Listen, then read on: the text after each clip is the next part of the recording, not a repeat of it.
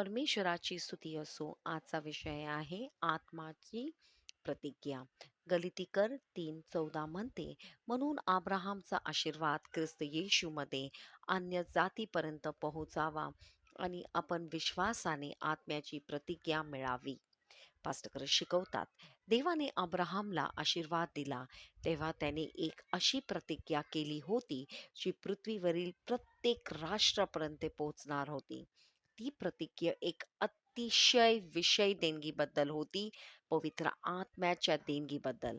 जेव्हा तुम्ही येशू प्रभूला स्वीकारले तेव्हा ती प्रतिज्ञा तुमच्या तुमची ही झाली. पवित्र आत्मा तुमच्यामध्ये वास करण्यासाठी आला.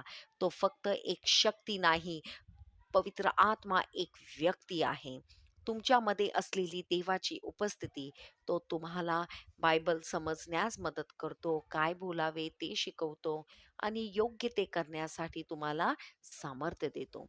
बायबल सांगते की ही प्रतिज्ञा प्रत्येकासाठी आहे जो येशूवर विश्वास ठेवतो. म्हणजे पवित्र आत्मा हा देवाचा अनमोल उपहार आहे, जो तुम्हाला दिला आहे. म्हणून दररोज त्याचे आभार माना, त्याच्याशी बोला आणि तुमच्या प्रत्येक कामाला त्याला तुम्हाला मार्गदर्शन करू द्या. चला प्रार्थना करू.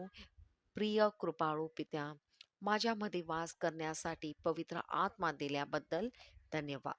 तो मला दररोज शिकवतो, मार्गदर्शन करतो आणि मला सामर्थ्य देतो.